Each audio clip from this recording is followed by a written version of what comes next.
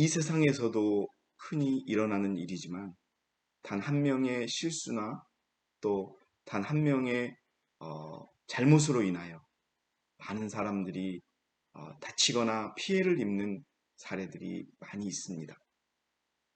성경에도 그런 사례들이 많이 있는데요. 단 한 명으로 인해서 이스라엘 전체가 패배라는 그런 쓰라린 경험을 맛본 그런 사례가 있습니다. 여러분 잘 아시는 악한의 죄로 이스라엘 전체가 패배했던 일이 여호수아서에 기록이 되어 있습니다. 그러나 이스라엘 자손이 저주받은 물건으로 범죄하였으니 아간이 재물을 감췄지만 이스라엘 자손이 범죄했다라고 되어 있습니다. 악한이 저주받은 물건을 취하였습니다. 이스라엘 자손에 대해 주의 분노가 일어났다. 이 일로 인하여 이 아간 한 사람의 죄로 인하여 이스라엘 군대는 아이성 1차 전투에서 대패하게 됩니다.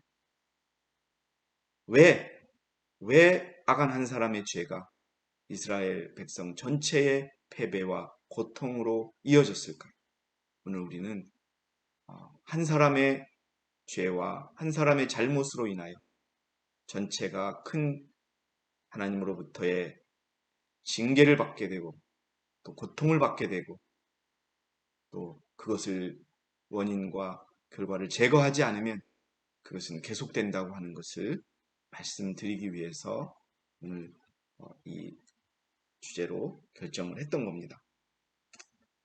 여러분이 잘 아시다시피 한 사람의 죄로 말미암아 이 땅에 죄가 들어오고 또 그 죄로 인하여 사망이 왔고 그리하여 모든 사람이 죄를 짓게 되었습니다.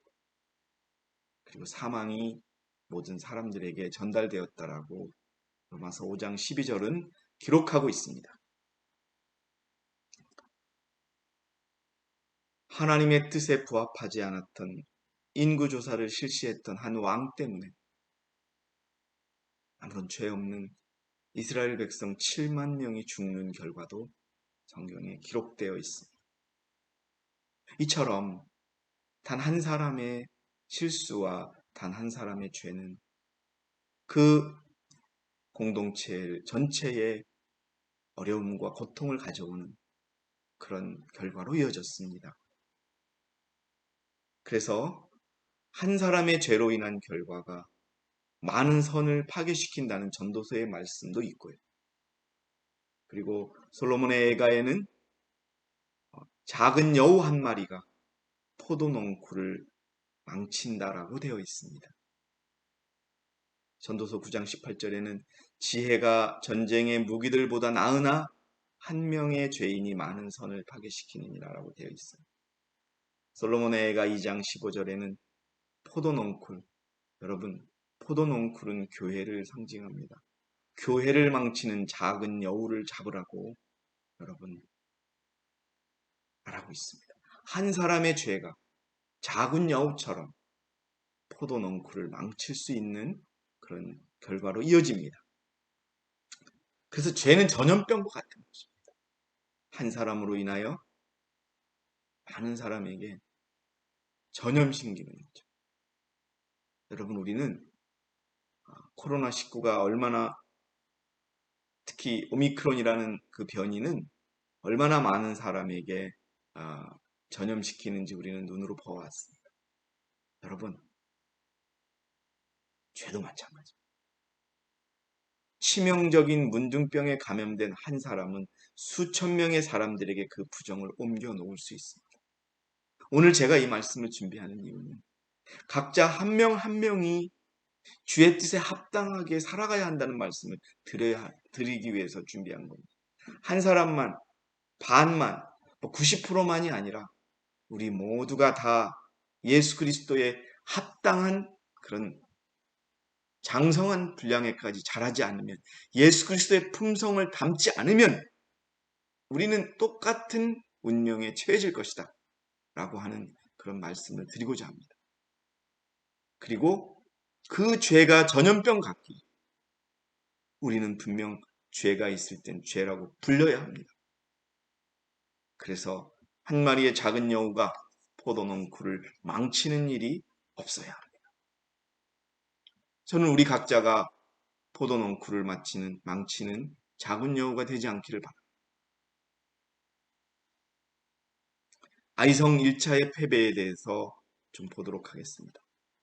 여러분, 아이성에서 패배했던 시기는 가나안에서 제일 크고 제일 완벽했던 성 여리고 성을 정말 주님의 뜻대로, 주님이 지시하는 대로 7번 돌다가 정말 큰 소리 외침을 통해서 무너뜨렸던, 가나안 족속들이 벌벌벌 떨게 만들었던 위대한 승리였습니다.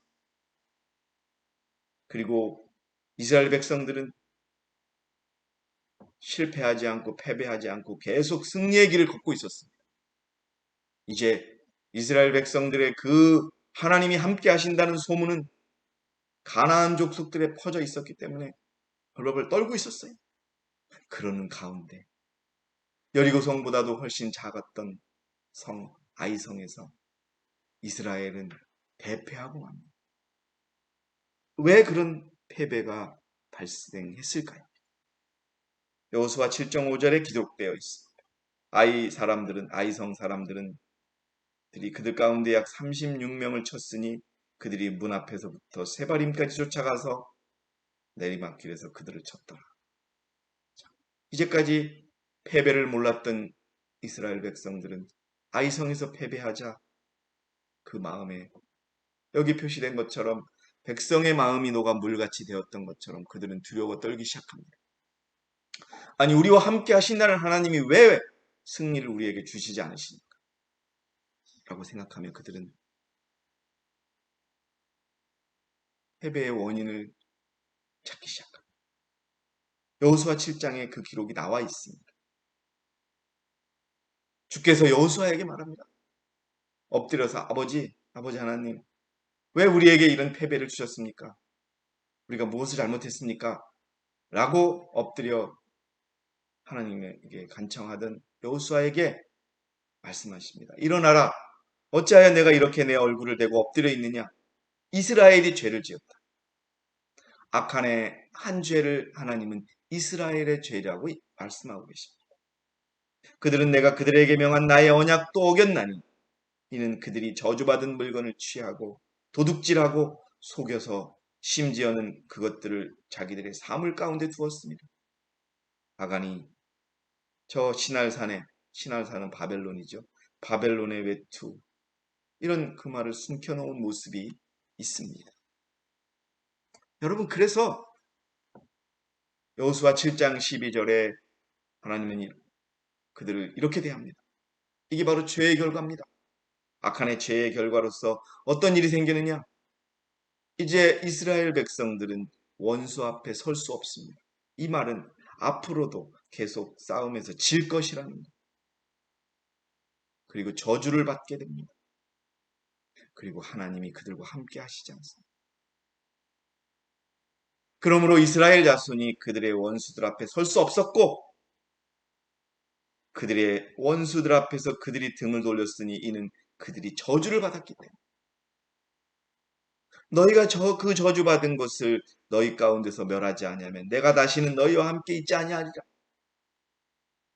그들은 그 아간의 죄로 인하여 아간만이 이 죄의 결과를 맞부딪힌 것이 아니라 이스라엘 백성 모두가 참으로 어렵고 고통스러운 상황을 맞이하게 됩니다. 원수들 앞에 설 수 없어요. 왜요? 죄를 지으는 순간 원수 편이 되기 때문에 죄하고 싸울 수가 없는 거예요. 원수하고 사단 마귀와 싸울 수가 없는 거예요. 그리고 죄의 결과는 죽을 수밖에 없는 그런 저주를 받게 되고요. 하나님이 함께 하시지 않는 것입니다. 짧게 보겠습니다. 그리스도인은 예수 그리스도의 피로 죄가 씻긴 사람이기에 원수 앞에 담대히 설 수 있습니다. 그러나 죄가 있으면 설 수 없습니다. 자신의 또 죄에 사로잡혀서 있으면요, 담대함을 잃게 되고 사단 마귀에게 등을 보이게 됩니다. 타협하게 된다는 일. 그 일이 지금 이스라엘 진영 안에서 일어났습니다. 죄는 연합을 깨뜨립니다. 진리를 옹호하는 이론을 펴는 것으로는 충분하지 않다. 우리는 너무나 많은 예언의 신의 내용들을 알고 있어요. 모르는 것이 없어요. 조금 잊었다 할 뿐이지 우리 교인이라면 삶의 우리의 삶과 관련돼서 하나님이 제시해 주시는 말씀, 어떠한 경우에는 어떻게 하라 모르는 사람은 거의 없을 것입니다. 그런데 왜 우리가 실수하고 실패할까요? 이론적으로 살기 때문에 그렇습니다. 이론적으로 살기. 진리의 가치를 가장 잘 말해주는 증거는 거룩한 생활입니다. 이것이 없이는 가장 결정적인 말도 그 무게와 설득력을 잃어버릴 것이다. 여러분, 우리는 바뀌어야 합니다. 우리는 달라야 합니다. 우리는 말씀을 실천하는 믿음을 가져야 합니다. 예수 그리스도께서 질고와 고난의 길을 걸어가셨듯이 우리도 그렇게 걸어가야 합니다. 예수 그리스도께서 고난과 멸시를 견디셨듯이 우리도 그렇게 그 고난과 멸시를 견뎌야 합니다. 어떻게 해요? 믿음으로 말미암아 말입니다. 왜냐하면 우리의 힘은 거룩하신 성령으로 하나님과 연합하는 데 있기 때문입니다. 그런데 그 연합이 깨졌습니다. 하나님과의 연합도 깨지고 또 서로와의 연합도 깨지게 하는 것이 무엇입니까? 죄입니다. 아간 한 사람으로 인하여 하나님 간의 연합이 깨졌고 이스라엘 백성들 간의 연합이 깨졌습니다. 죄는 우리의 힘과 지혜의 근원이신 분과 우리와의 이 같은 거룩한 연합을 깨뜨린다. 그렇기 때문에 사단과 싸울 수가 없어요. 죄에 이미 굴복했는데 어떻게 죄와 싸울 수 있겠습니까? 죄의 싹은 두 번째 사망입니다. 저주받은. 그래서 죄의 싹은 사망이요 라고 하는 정말 유명한 말씀이 있지요. 여러분이 다 아는 겁니다. 그러나 죄의 싹은 사망이나 하나님의 선물은 예수 그리스도 우리 주로 말미암는 영원한 생명이 있습니다. 여러분, 그 사망의 길로 가겠습니까? 아니면 영원한 생명의 길로 가겠습니까?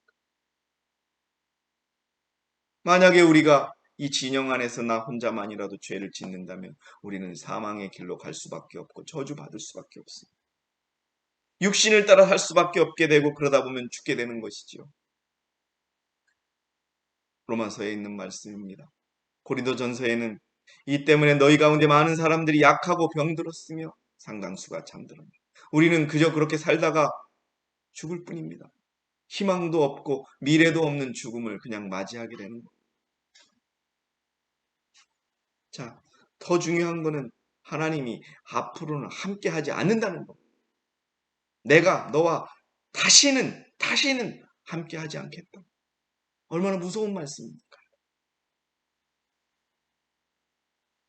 요한 1서 1장 7절에는 우리가 그분과 교제 안에 있을 때 우리가 빛 가운데 행할 때 우리가 그분과 교제할 수 있고 그분의 피가 우리를 깨끗게 할 수 있다라고 되어 있습니다.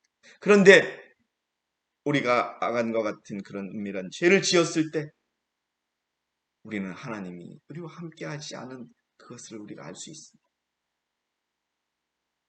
우리가 서로 간에 교제가 있게 되고 언제 우리도 빛 가운데 행하면 누가 빛 가운데 행하는 것처럼 그리스도가 빛 가운데 계신 것 같이 우리도 빛 가운데 행하면 그런데 어떻게 해요? 이제는 죄 때문에 빛 가운데 행할 수가 없으니까 교제도 없게 되고 그분의 피도 우리를 깨끗게 할 수 없는 그런 결과인 거예요.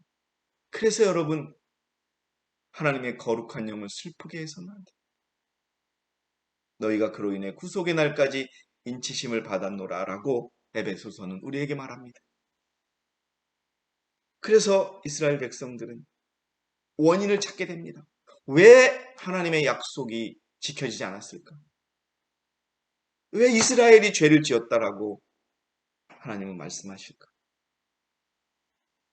한 사람 죄로 온 백성이 벌을 받은 것입니다.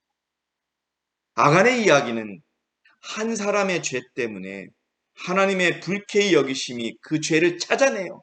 벌하실 때까지 온 백성, 온 나라에 머물 것이라는 엄숙한 교훈을 가르치고 있다. 여러분, 우리 모두가 다 정결해야 합니다. 누구는 정결하고 누구는 정결하지 않아 이런 상황이 되어서는 안 됩니다. 우리 모두가 다 정결해야 합니다. 그래서 서로 도와야 합니다. 아간이라는 이름의 뜻은 괴롭히는 자입니다. 우리 각자가 지금 이 말세의 마지막 시기에 아간이 되어서 우리 사랑하는 형제 자매를 괴롭혀서는 안 됩니다.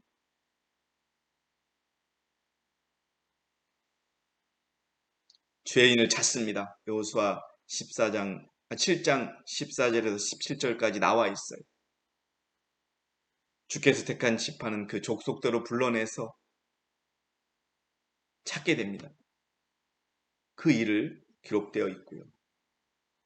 여러분, 이 과정에서 죄인을 찾기 시작할 때 그때부터 아간은 자기가 죄를 지었다라고 나왔어야 됐습니다. 그러나 그는 그렇게 하지 않았습니다. 여러분, 오늘 잠언 28장 13절에 있는 말씀이죠. 죄를 자복하는 자에게는 자비가 있으나 죄를 숨기는 자는 번성하지 않으리라. 하나님은 모든 것을 알고 계시지 않습니까? 내 형제의 눈과 또 내 형제의 그런 것을 속일 수 있겠지만 하나님은 속일 수 없습니다. 마찬가지입니다. 아간도 하나님이 다 알고 계시다는 것을 알고 여호수아가 각 족속대로 찾기 전에 자기의 죄를 자복하고 그렇게 나왔어야 합니다. 여러분 기억하셔야 합니다. 우리 마음속에 생기는 모든 일은 하나님이 일일이 아신다는 것. 그가 어떤 마음을 가지고 말을 하는지, 그가 어떤 마음을 가지고 살아가는지, 그가 어떤 마음을 가지고 형제들을 대하는지를 하나님은 알고 계시다는 겁니다. 비록 가까이에 있는 형제자매를 속일 수는 있지만 하나님을 속일 수는 없는 것을 기억하셔야 합니다. 결국은 아간이 죄라는 것이 드러납니다. 결국 칼미의 아들인 아칸이 뽑히니라 여호수아가 내 아들아 내놓으라 내가 내게 부탁하노니 이스라엘의 주 하나님께 영광을 돌리고 그분께 자백해라. 그리고 이제 내가 행한 일을 내게 고하고 그것을 내게 숨기지 마라. 이제 드러난 겁니다. 여러분 드러난 것도 중요한 거예요. 이제부터가 중요합니다. 또 미리 자복하지 않았다 할지라도 드러났을 때 또 철저하게 자복해야 되는 것이지. 아간이 죄를 인정합니다. 그러나 이 인정은 그냥 정말 죄 때문에 슬퍼하는 그런 진정한 회개를 경험한 것이 아니라 내가 죄를 지었다라고 그냥 인정하는 그러한 모습만 보입니다. 여기에 보면은 1893년도에 쓰여진 편지를 보면 선지자는 아간이 죄를 진심으로 고백하지 않았다라고 기록하고 있어요. 아간이 매우 작은 일, 아간은요, 그 바벨론의 외투와 이런 재물을 숨기는 것을 큰 일로 보지 않았어요. 죄를 큰 일로 보지 않았다는 겁니다. 우리도 마찬가지입니다. 크고 작은 죄가 있겠지요. 그러나 죄는 죄입니다. 어떤 죄라 할지라도 우리 구속주의 피 흘림이 없이는 용서를 받을 수가 없습니다. 그런데 아간은 그런 것을 작은 일이라고 생각했고 그것이 이스라엘에게 큰 화를 가져왔다. 하나님께서는 항상 이런 경우에 그의 백성에게 진노함을 나타내어 보이십니다. 죄인인 아간은 그 일의 책임을 하나도 느끼지 않아.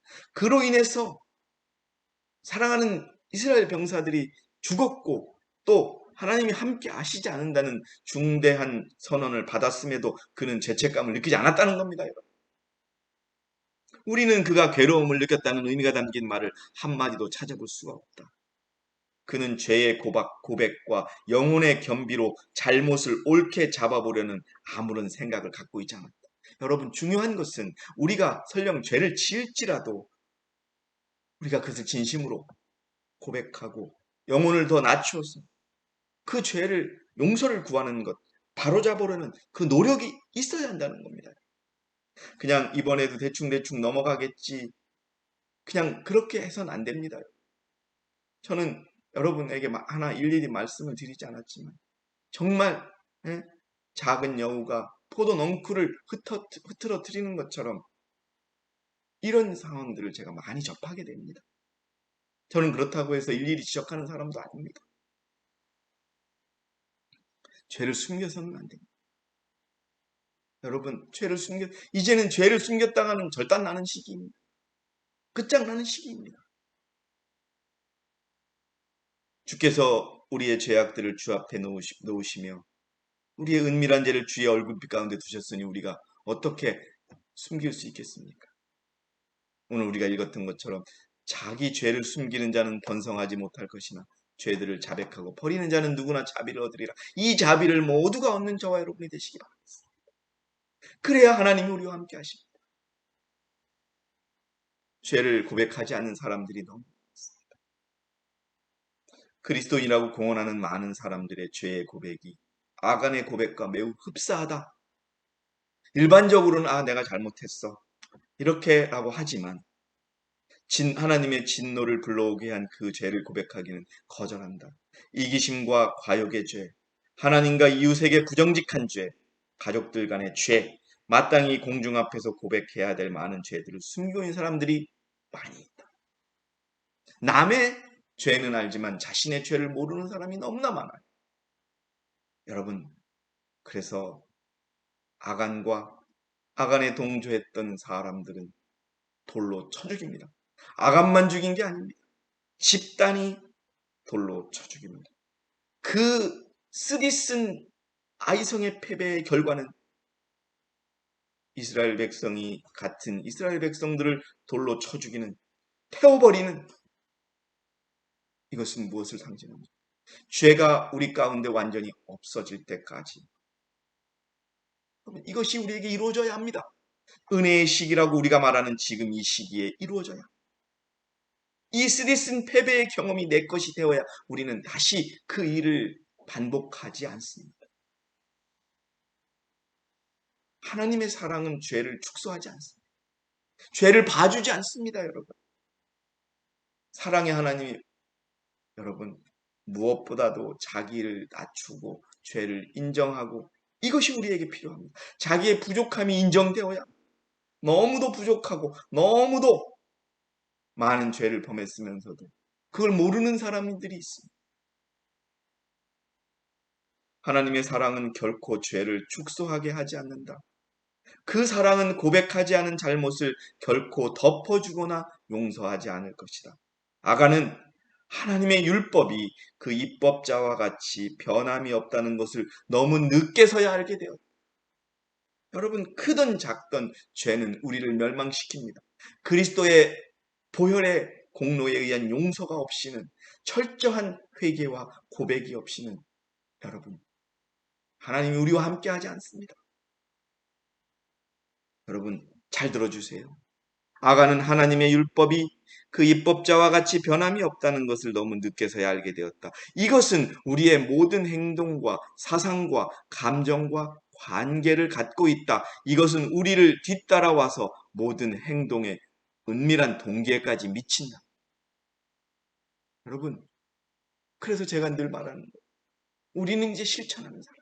믿음으로 말미암은 이는 이론이 아닙니다. 믿음으로 말미암은 이는 경험의 진리입니다.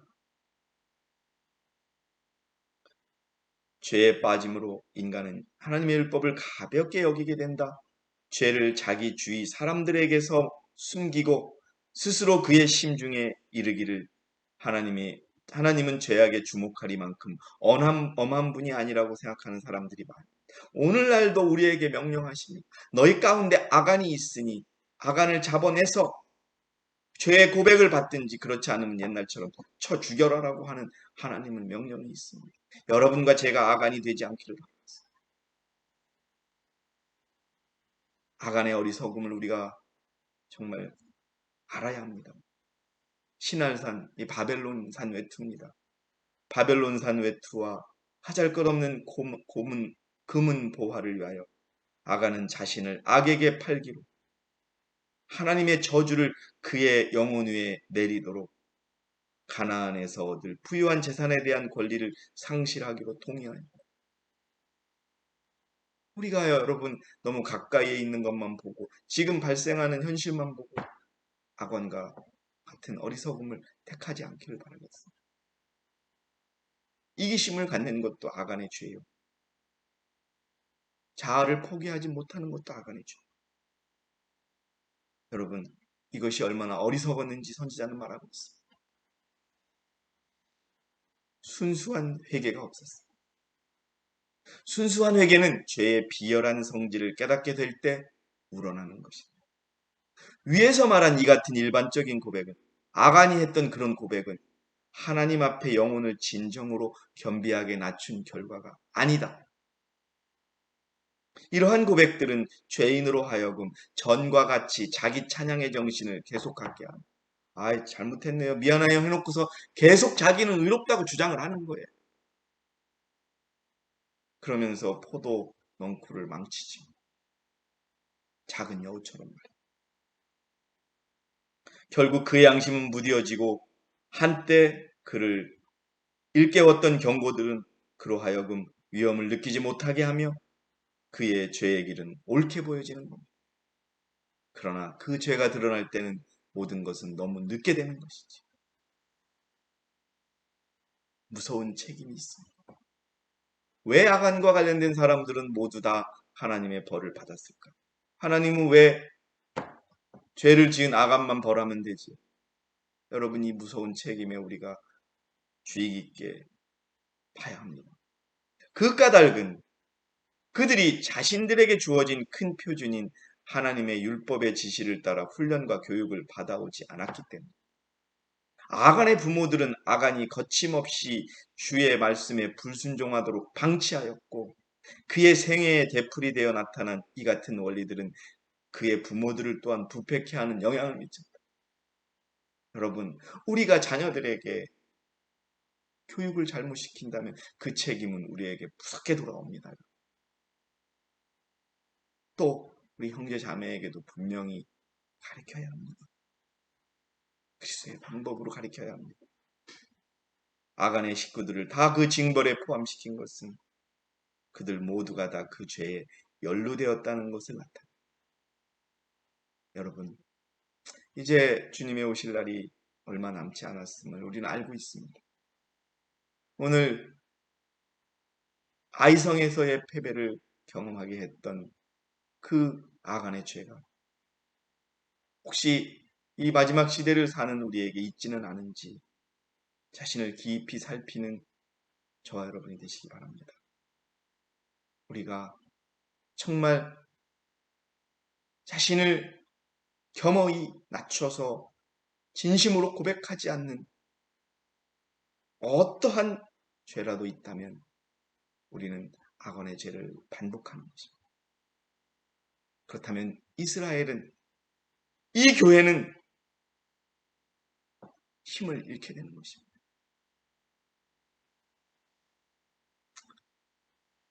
이 아간의 이야기를 통하여 우리가 다시 한번 한 사람으로 인하여, 나로 인하여 우리 모두 공동체가 고난과 시련 속에 있지 않기를 바라겠습니다. 여러분, 오늘 이 안식일에 승리하고 승리하는, 기뻐하는 안식일이 되기를 바라면서 오늘 제가 준비한 모든 말씀을 마치겠습니다. 여러분, 대단히 감사합니다.